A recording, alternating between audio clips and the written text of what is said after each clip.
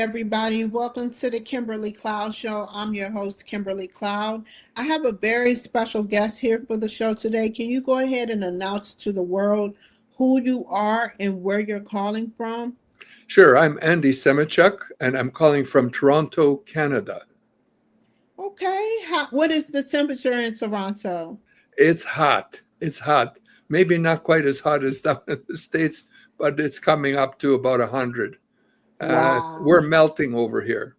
Is that North Canada, Central Canada, It's or Southern? it's on the central Canada, but it's above New York, for example, roughly. Okay. Yeah, Okay.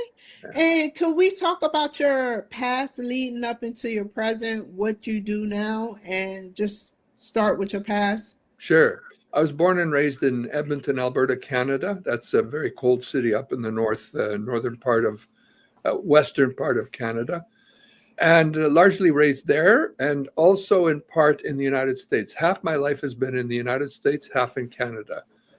I moved to the U.S. because my mother's sister Helen lived in Los Angeles, and so she sent me down, and I went to high school in Los Angeles. And later in life, I practiced law in Los Angeles for 10 years, and then later in New York for 5 years. So I've How been. was the school system and the high school system in LA, How if was you don't it? mind? Yeah. I liked it a lot. I went to Potter Noster High School, which was a all boys high school, and it was run by a bunch of Catholic monks, priests, and they kept a tight rope on us guys. So I liked it a lot. I thought the training was great. One thing I liked in particular is public speaking. They were very good at. You're a part of Toastmasters, right? Yes, I I am. need to Yeah. get back into there. Oh Oh my yeah. God. Oh, yeah, Yes. yeah. I So, spent 35 years going to club meetings every week to club meetings at Toastmasters to learn how to okay. speak better and also to get feedback on how to be a better leader. Tell me, before we get off the subject, I just have to tell the people, about Toastmasters. Tell me what Toastmasters mean to you. Okay. Uh, Toastmasters is an international organization. I think there's 130,000 Toastmasters worldwide. They're in clubs in something like 16,000 cities throughout the world. It's an organization dedicated to teaching people how to be better leaders and how to be better speakers. And so, as I mentioned, I was a member for many years. I became a distinguished Toastmaster. You'll see over my shoulder here a plaque. That's for getting to the best that you can be in Toastmasters. Only about 1% of all Toastmasters get to be distinguished Toastmasters. It took me 35 years. Some can get it in 6 months, but I was on the slow train. Okay, and tell me about the JD, the actual lawyer degree that you got. Okay. What schools did you go to for that? Okay. I got my law degree in Vancouver, in the University of British Columbia in Vancouver, Canada. But I became a member of the bar, several bars throughout the United States and Canada. So New York and California in the United States, and Ontario and British Columbia in Canada. And so I'm eligible to practice in both jurisdictions. And I'm now in Toronto, where I've been just since the beginning of COVID. Luckily, somehow, I consolidated everything in Toronto, where I practice both U.S. and Canadian immigration law. How many clients have you gotten from practicing law and immigration? I've helped over 10,000 clients with various legal problems, both in the U.S. and in Canada. And I also write for Forbes. I write an immigration column for Forbes. I've been writing for them for about 10 years now. Yeah, I was talking about that. Forbes, you have to have a steady income coming in. They ask you about your income when you're verifying the process. And yeah, I wanted to be a Forbes contributor, but they Right. kind of like, I have to wait. But so the It's a great place to work. It's a place Yes. to write articles. So your law degree, you're in immigration. Tell me about the broad spectrum of what you do Sure. as an immigration lawyer. I just want to mention, Kimberly, I see all those degrees behind you on the wall there, so you're no slouch either. Uh, um, and by the way, I looked at your background. You're very impressive. You've got a very impressive background, Thank you, sir. MBA and so on. What do? I help clients improve their lives through immigration. That's what I do. Um, Basically, people don't know that there's a category of people who work in immigration, like there are, for example, you have a sore tooth, to go to a dentist. Let's say you got a sore knee, you have to go to a Medi Center. But people don't know if you have an immigration problem, there's a special group of people who do that, and that's immigration attorneys or lawyers. I'm one of those people. So what do? We help people improve their lives through immigration, and there are 5 ways to do so. So, for example, if you want to immigrate to Canada or the United States, here are the 5 basic ways that you can immigrate. Number 1, you can study your way in. So, for example, go to college or university or trade school or whatever, and then go through that process and ultimately get permanent residence. Number 2, you can marry your way in or have a family member that will sponsor you to stay in the country where you want to go. So, for example, you marry a U.S. girl, and the U.S. girl, in my case, for example, if I married a U.S. girl, I could be sponsored by that girl to stay in the U.S. The third way is to work your way in.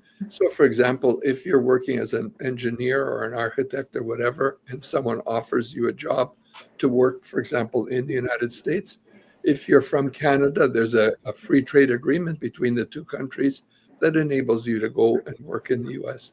And working through that process, you can get permanent residence ultimately, not through the TN that you get, but through a combination of other things. But you can end up staying permanently.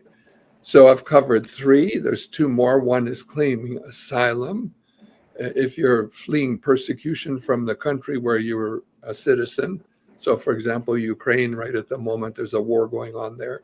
Mhm. Russia's attacking Ukraine. If you're Ukrainian, potentially you could claim asylum. And finally, you can invest your way in. If you got a lot of money, you can invest. And there's a program, for example, EB-5, that enables you to get a permanent residence in the U.S. if you invest your way in. So Now, those are the ways. are any of these programs going to change in the future? Like, Yes. what Yes, they what is will. going to change? I'm glad you're bringing Oh, that up. well, a lot's going to change. For example, President Trump has indicated the Working Your Way In program, the H-1B visa, which is the workhorse of that area, is being changed. And I just wrote an article on Forbes. Just Tell me about it. Tell me about it, dude. well, the challenge is, he's trying to move the H-1B program from a sort of basically a lottery. You got to win a lottery to get an L1 H-1B visa, because there's so many who want it and so few that are made available, work visas that are made available every year. So he's trying to move it from a lottery system to a merit-based, but also money-based system. So if someone wants to hire someone abroad and is prepared to pay a much higher salary than normal, then that person could sponsor someone from abroad to come. And my article was talking about that there could be another way, better ways of doing the H-1B visa in a way that would be more useful for people. For example, they have this, 65,000 limit on the number of visas per year, and 20,000 for a master's degree, so 85,000 a year.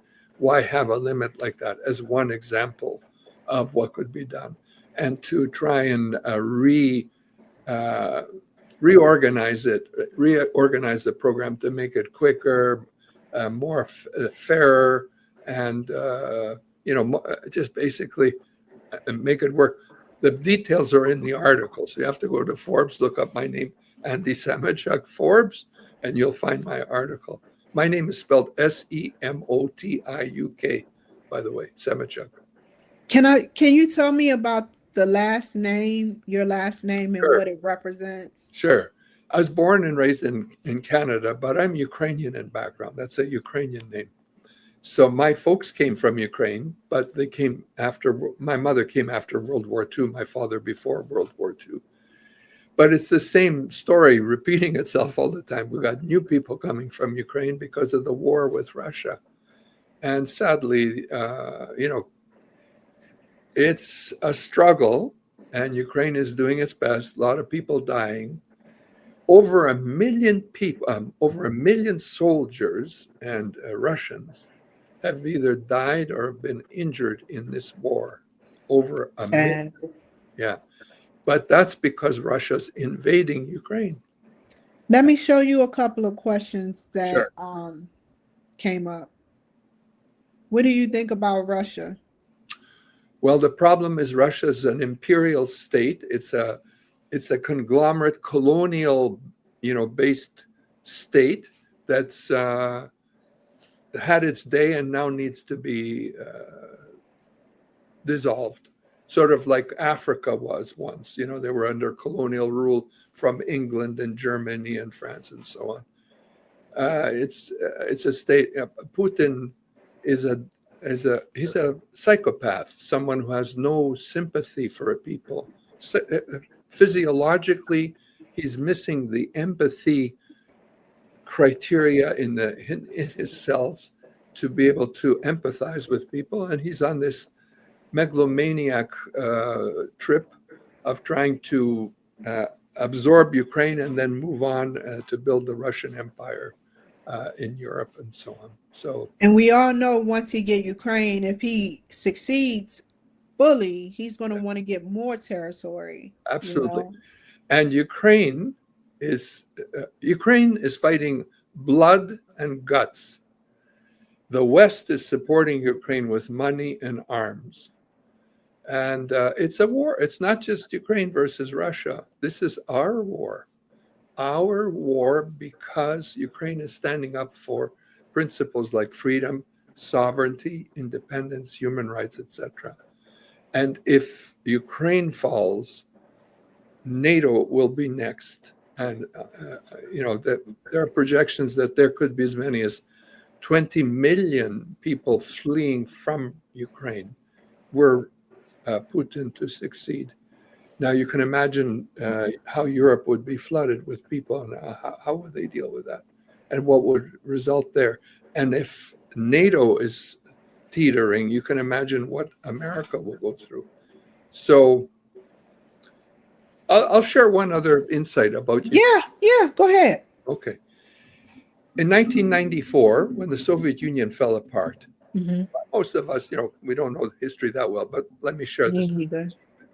The Soviet Union, which was basically run by Russia, fell apart in 1991 because it was basically a prison of people, of nations. And when it fell apart, Ukraine became an independent state.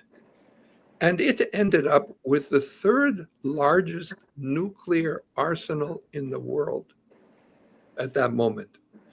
And in 1994, President Clinton flew over to Budapest with leaders from the UK and Russia and France and China, and they negotiated a deal that was called the Budapest Memorandum. And it said, Ukraine, if you give up your third largest nuclear arsenal to Russia, we will guarantee your sovereignty and independence.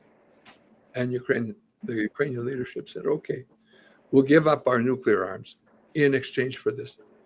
So they gave them up.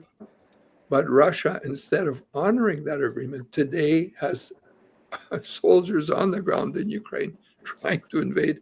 And the United States has a duty, has promised to help Ukraine protect its sovereignty. And that's why we need to protect it.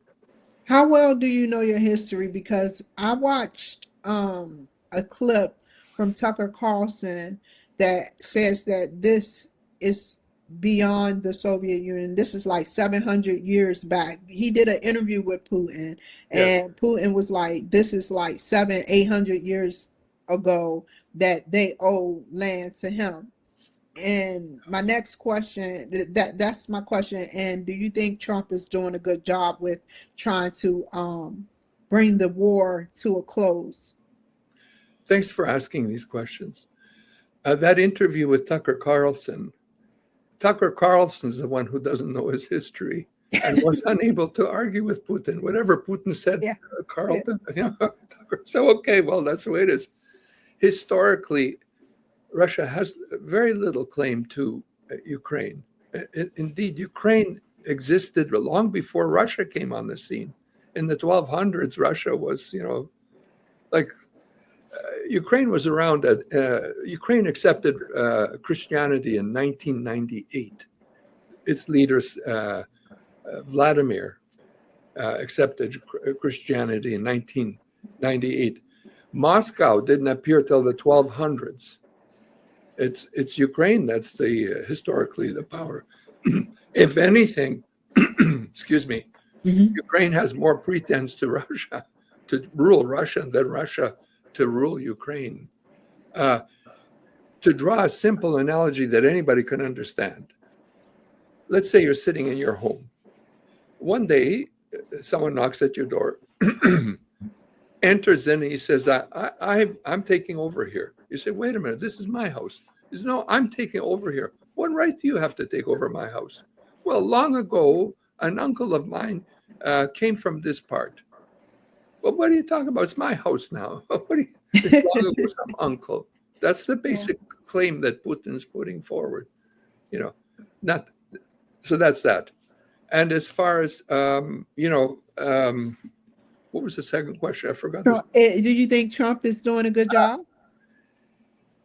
I mentioned already, I think Trump is a psychopath, meaning Okay. someone who does not have the capacity to be empathetic Okay. and is interested in one thing, himself. And he wants to be rich.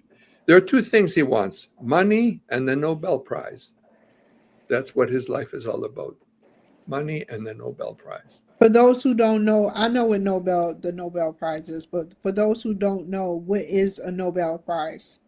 A Nobel Prize is a very prestigious award that's granted to someone who's made peace in the world, who has Oh, accomplished some very humanitarian, valuable thing in the world. So, for example, Barack Obama won a Nobel Prize for becoming the first African American to become president of the United States.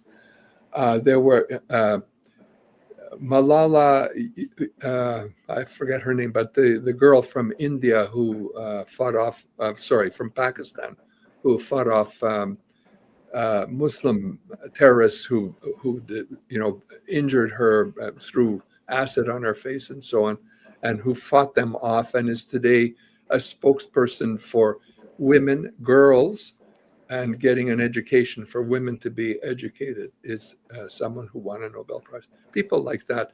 There are many Nobel Prize winners, but President Trump would like a Nobel Prize, and he could get one if he supported Ukraine and defeated and enabled Ukraine to defeat Russia in the war there, or if he were able to solve the problem of Gaza and the thousands, hundreds of thousands, millions of people who are starving there. do But you think he's gonna build I'm sorry for cutting you off. Do you think he's gonna help rebuild the strip, the Gaza Strip? Do you think that that's worth it? that's what he said he wants to do. But consider it from the point of view of a Palestinian who lives in Gaza. Hmm. He's saying, I want to take over your house and I'm going to build a hotel where you live. Well, what about me? What's going to happen to me? This is my land. This is my home. Where do I go? Doesn't make sense. to that, from that point of view. Um, Tell me one story where a illegal immigrant was coming in, or an immigrant was coming in to seek either to study, marry, or sponsor work, claiming asylum, or invest. Tell me the situation where they came in and it was very difficult to not work with them as in personality wise, but their situation was almost so bad that you may not have been able to get them into the United States or Canada. okay. Uh, well, let's share some that have been in the news recently. Now, these may not be my clients, but I think they're worthy of discussion. Okay. So, for example, one guy, I mean, there's several, but one guy was a student at Columbia University, Hmm. and he was leading a protest related to the Gaza, difficult the invasion, the Israeli invasion of Gaza, where the Israeli army was invading. Gaza is a strip of Palestinian land in Israel on the coast, Mediterranean coast in Israel. Is it kind of like DC and Maryland put together? Yeah, it's very small. Okay. It's very small. Okay. I think it's, I don't know the exact size, but it's a strip of land on the coast of the Mediterranean next to what is Jewish land in the state of Israel. And so one student in Columbia was protesting American policy with respect to, what was going on in Gaza. And he was arrested and was in the process of being deported. He's still fighting for his rights to be in the United States. Now he's married, he's got a child in the United States and so on. And it's going through the courts to decide whether the arrest and how he was handled was proper. That's an example of a case that was difficult. Another one is a guy who was legally in the U.S. was scooped up and deported to El Salvador. Salvador. Yeah, Uh-huh. and he's there, and it's been agony trying to get this guy back into the United States because he was legally in the United States, but they finally got him back through the courts, going through the court system and so on. In my own case, in terms of clients who have been difficult, the EB5 investor program involves, if you will invest $800,000 for a period of 5 years, you will That's like 5 million, right? Almost. 800,000. But it's a year for 5 years. That's like Oh, no, 500. no, one investment of 800,000 Okay. for 5 years, and then you're supposed to get your money back. You Oh, can get permanent residence if you created 10 jobs. And so there are these regional programs where people say, okay, come on, invest with us and you'll get permanent residence. So I have one case where someone did that from Canada. And what should have been a couple of years to get the green card has taken over 5 years. And he's only now, just now, going to be interviewed in Montreal to get his green card, although he invested the $800,000 5 years ago. so And it need to be quicker, like you said. well, yeah, it should be like a year, 2 years, or whatever. Did But Trump talk about anything about it being quicker and moving it up? Trump is not, he's not on the warpath about the EB5 program. He's more on the warpath of trying to deport 11 million undocumented immigrants in the United States. That's what he's trying to do. So anybody who came in and overstayed their visa, anybody who came and came in across the border without proper paperwork, these type of people, If they're in the U.S. and they don't have proper paperwork to be here, his idea is we're going to deport all these 11 million people to wherever they came from. And there's a large constituency of Americans who support that. They want to get people out if they don't have paperwork. But of the 11 million who are out there without paperwork, only about, let's say, 1.5 million or 2 million are criminals and who deserve to be deported. And probably everybody would agree they should be deported. There's no problem deporting such people from the United States, people who beat people up, murderers, rapists, these type of people. But as for the rest, the 9 million others, most of them have been in the U.S. for longer than 10 years. A vast majority have been in the U.S. for longer than 10 years. And they've been working and attending church or whatever they do, on weekends and in community clubs and associations and so on, and trying to make a life out of living in the U.S. And these people are, targeted now to be removed out of the U.S. And the problem is they're building. It's not that easy to just put someone on an airplane, send them back home. For each person you're trying to do that, you have to get the consent of the country where he's going back to send the guy back to. Many countries don't want to give consent, not because they're criminals, but just they don't want to cooperate with the United States. China, for example, might be such a country. There's a whole, Venezuela is another such country, and so on, or was. I don't know if it's still this. So I know about this because a friend of mine used to be the head guy deporting people from Canada all over the world. And he had to put them on airplanes and fly them to wherever they came. Can I ask you one quick question in under 1 minute, and then we're going to talk about where you're going in the future? Sure. What is the process like if you want to go to Canada to visit? What is the process of going to Canada to visit? Because I went and I wasn't going to visit. I was seeking refuge, and they kind of like turned me around, and I was homeless at the time. So I don't know what was going on with that, but I just want to know what is the legal process of visiting Canada, so I know for future reference. No problem. If you're an American citizen, you have a passport, you can come to Canada right at the border and ask, I'd like to come up for 2 weeks, say, or whatever time period, for a visit. And normally, if you're, see, what are they concerned about at the border when they're talking to you? Okay. Number one, are you a terrorist? Are you going to blow up the country? Number two, okay, you're not a terrorist. Number two, are you a criminal? Are you going to bring in cocaine and, do criminal things, shoot people? No, you're not a criminal. Number three, are you saying you're coming to Canada as a visitor, but really you're coming to Canada to stay permanently? That's a concern. And number four is, are you saying you're coming to Canada as a visitor, but you're really coming to Canada to work illegally?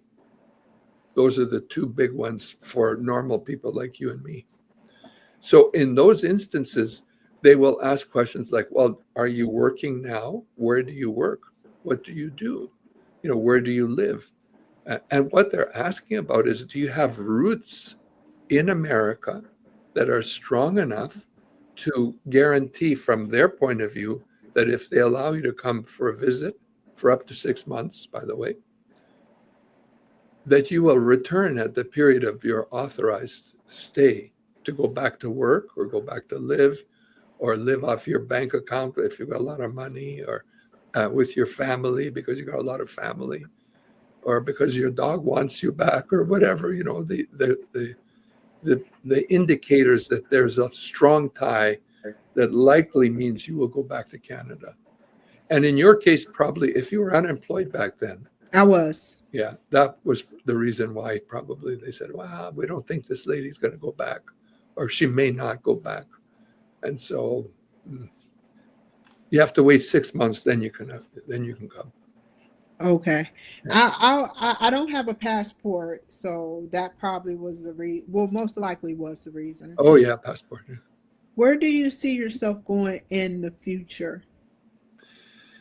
I'm writing a lot. For example, I've written a few books.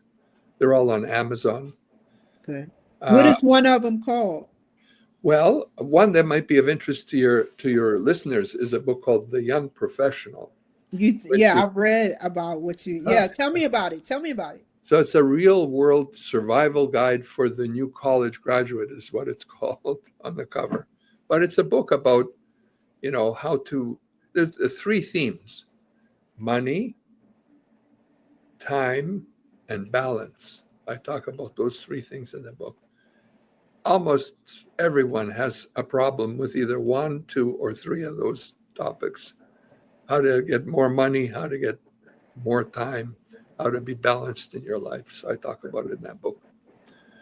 And in terms of what I'm looking for in the future, I'm planning to right now I'm working on a sort of a autobiography, I guess you'd call it. I want to write about my life and what I learned in the course of my life.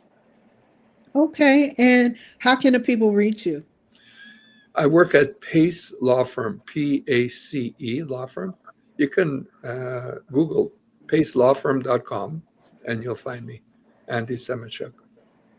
Okay. Do you have anything that maybe you didn't explain that you want to explain? If not, it's still okay. I had a wonderful time with you, Kimberly. Thank you. And I want to express my appreciation for having me on your program, and wish you all the best and all your listeners the best as well. Okay, hold on for a second. Thank you guys so much for joining my show. You all take care, be safe, stay on the line, Mr. Andy, and I will see you guys later. Bye. Never waste my time.